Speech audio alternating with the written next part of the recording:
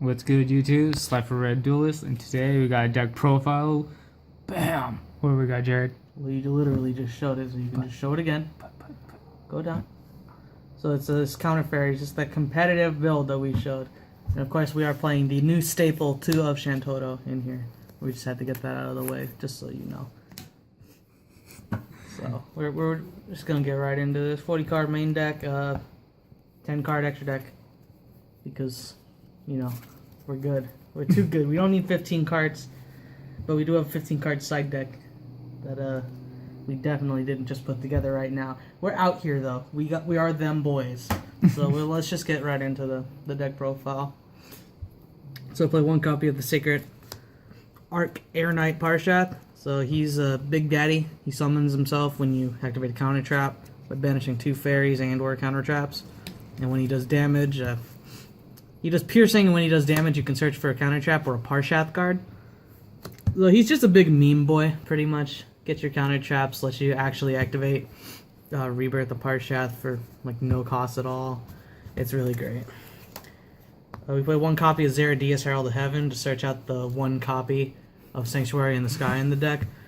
Shout out to Pod for having this in Ulti, and shout out to me for losing my common that I looked at like a week before the deck came out and was like, yeah, maybe I shouldn't pull this aside and put it back in a tin, and now it's gone forever. But other than that, he's a 2100 beater when Sanctuary's on board. One copy of Power Angel Valkyria. Searching monsters isn't as important in this deck as getting your counter traps is, but you do get them rather quickly. It just helps. I play one Honest in here, as you'll see later, so it helps to just, you know, activate a counter trap, grab the Honest, and just sit on it and, you know, out any attack that tries to happen. 3 copies of Guiding Ariadne, because it is great to activate your counter traps without paying cost. It eliminates the cost from every counter trap I run in this deck, except for Rebirth the Parshath, but it reduces that cost to just revealing a counter trap in hand, so it's all good. Also, when it's destroyed, you get the, you know, reveal 3, and your opponent gives you 1. It's pretty chill. 2 copies of Minerva Scholar of the Sky. This card's amazing. So each time a counter trap is activated after it resolves, it gains 500 attack, and then if Sanctuary in the Sky is on the field, you add a counter trap with a different name from your grave to your hand. So it just allows you to recycle everything in your grave, and if you're a god like me, eventually you'll be activating 3 counter traps per turn, and your hand at the start of your turn will be like 8 cards. It's great. It's beautiful. 3 copies of Bountiful Artemis because it's God, and you draw cards every time you activate a counter trap, no matter what kind of counter trap it is. 1 card, but if you have 3 on board, you're drawing 3 cards each time you do a counter trap, and it's just kind of mean. It's pretty good. Kind of mean and dumb. 1 copy of Meltiel Sage of the Sky. So Meltiel's a pretty cool guy. Each time you do a counter trap, you gain 1,000 life. And then if you have Sanctuary, you get the pop card on the opponent's field, does not target. So he's a pretty strong guy. Pretty beefy 1600 attack stat, you know. Beats over Grammel if it doesn't activate its effect, so it's all good. It's all good. We play 1 copy of Honest, you know. I had it at 2, but we needed to make room for other cards. Well, it's just Honest. It's a light, you know, support card. Memes out decks. And last monster we play is the Barrier Statue of the Heavens.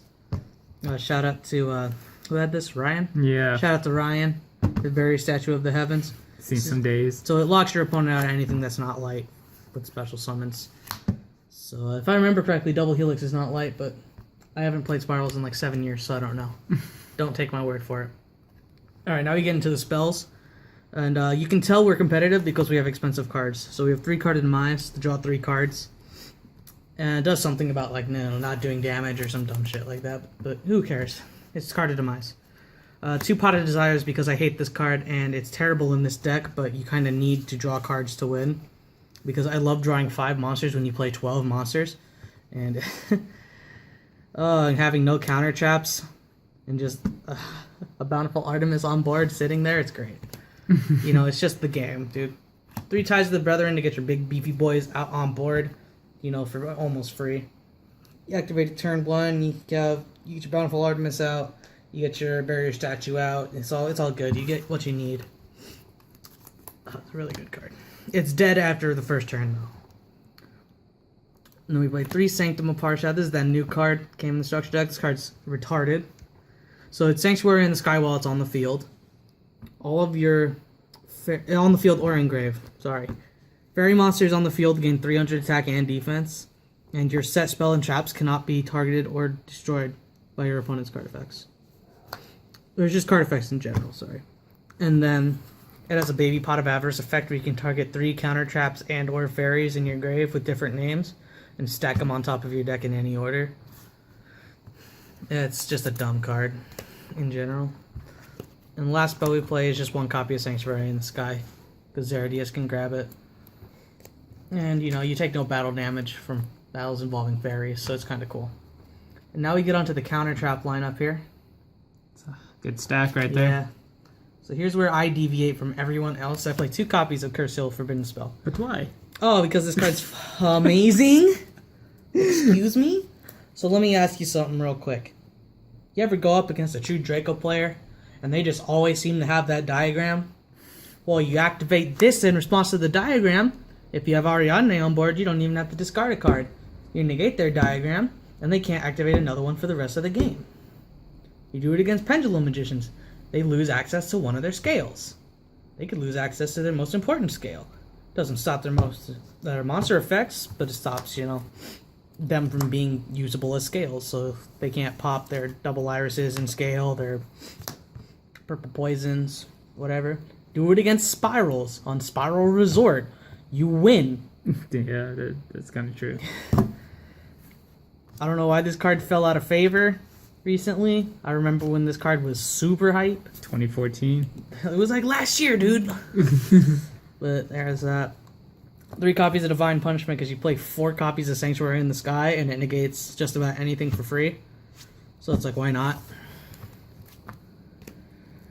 So 3 copies of Rebirth of Parshat. This card's kind of dumb. It also negates anything for the cost of revealing a counter trap, discarding a card, and paying 1,000 life points.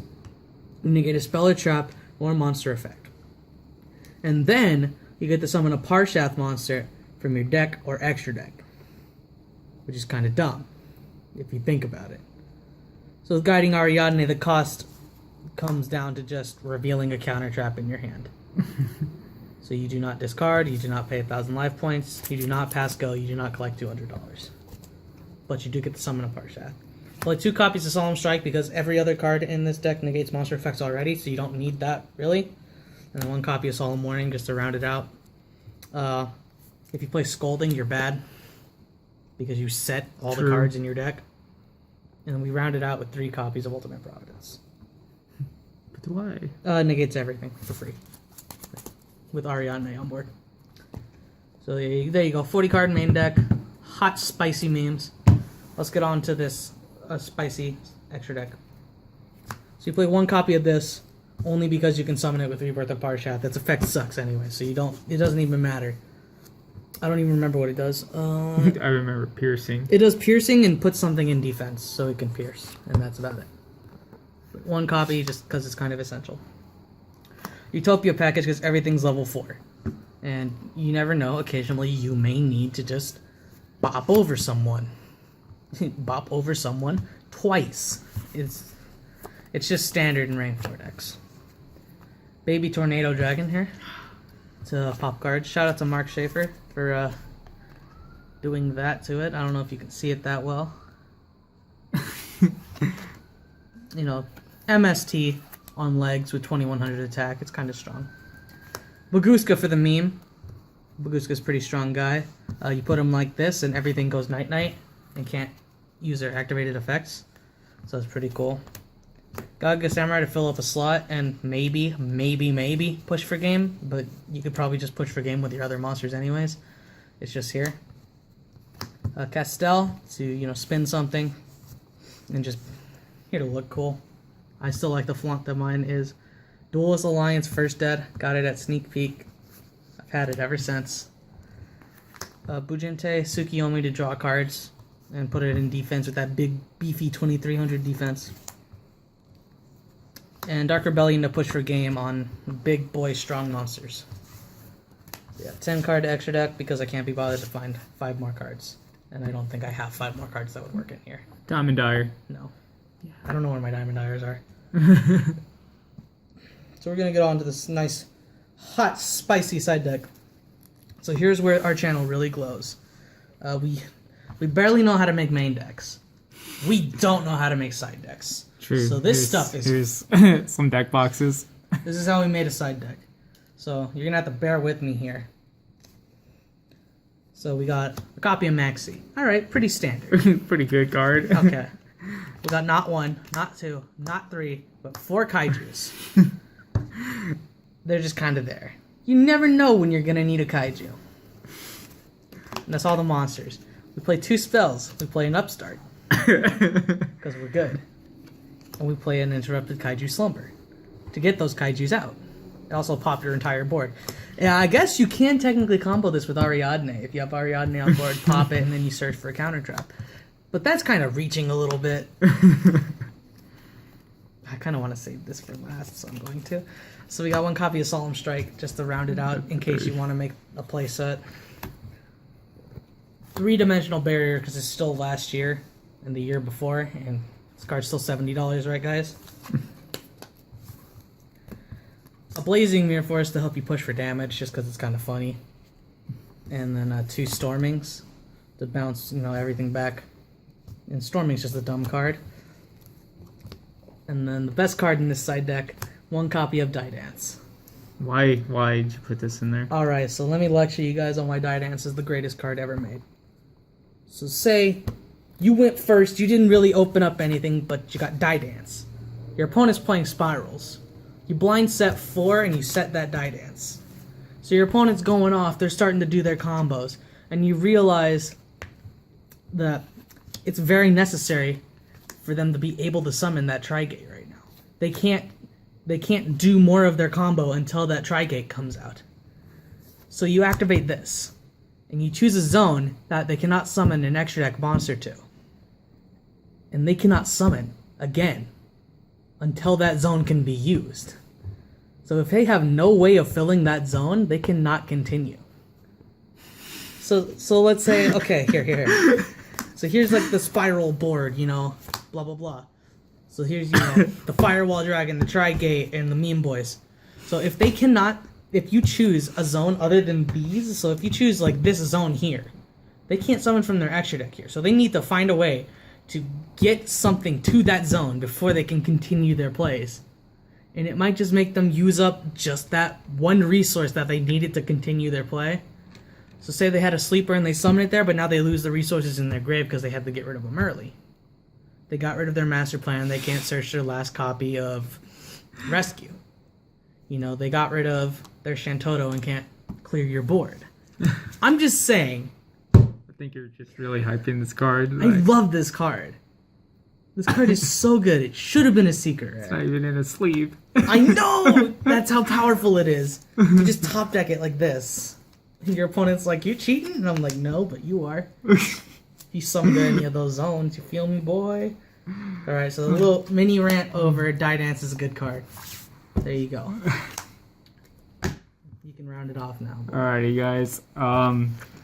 Let us know in the comments and stuff. What would you suggest, and what decks you want to see for deck profiles? Playing a different game.